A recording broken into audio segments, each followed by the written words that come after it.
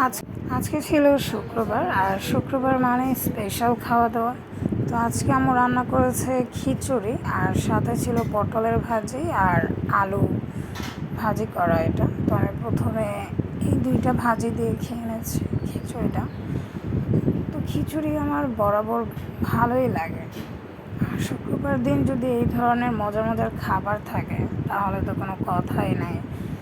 তা গাইস, তোমাদের বাসায় শুক্রবারে কার বাসায় কী কী রান্না হয় আমাকে কমেন্টে জানিও। তো এখানে হচ্ছে সালাদ ছিল, আমি শসা, লেবু আর পেঁয়াজ নিয়ে নিয়েছি, কারণ সালাদ ছাড়া তো খিচুড়ি জমেই না, এটা হলো মেন কথা। আর লেবুটা হচ্ছে একটু চিপে নিচ্ছে।